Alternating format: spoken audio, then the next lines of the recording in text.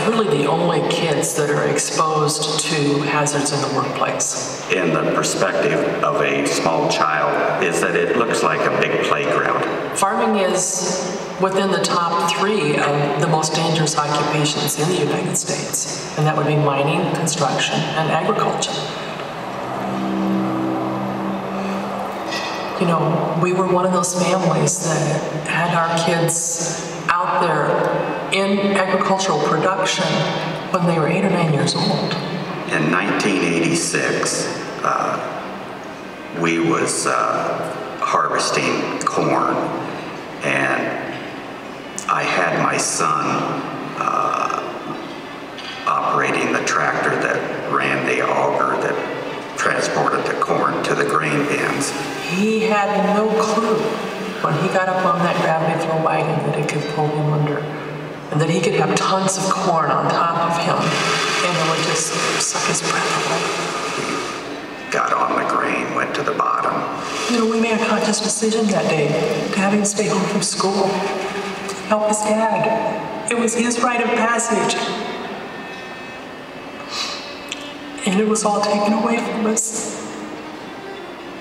We can't change that. We'll never be able to make that go away. Best thing for me to do is to change it for other families. I was really at the depths of my grief at that time.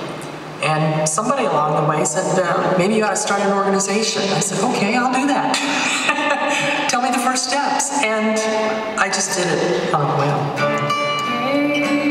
You know, I started out with one person on staff, and she did all the accounting and everything. Well, then I was doing fundraising and speaking and burning out, and it just snowballed from there. From the very beginning, she was one of those people that could motivate someone. Community people can relate to her very well. I serve on a lot of boards of directors and advisory committees. Right now I'm involved with helping to determine how the farm safety funding will be spent on the federal level. Different manufacturers have paid attention to Marilyn and has improved the safety of their equipment. The main activities of our volunteers would be to go to schools, go to 4-H meetings, work with the media in their own community. And so we have puppet shows and skits. People dress up like a scarecrow. Adults can ride with us or lead the horse to keep us safe. To help us remember. You could just see the light bulbs go off. And that's not only just true of the very young kids, but even junior high and high school age kids. One of the demonstrations that has become very popular is the power takeoff demonstration. This is actually what happens to a human when they get caught. There's always some tradition changes that are very difficult.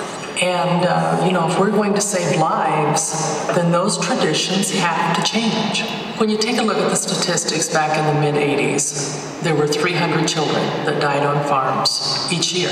We started the farm safety program, and then about 10 years later, the numbers had dropped down to 104 deaths. You know, 104 sounds like a drastic reduction, but that's still an average of 2 kids per week. And you know, I just don't find that acceptable. I get so much feedback from other families, and they're telling me, because of what you have done, because of Farm Safety for Just Kids, my kids will live to play another day.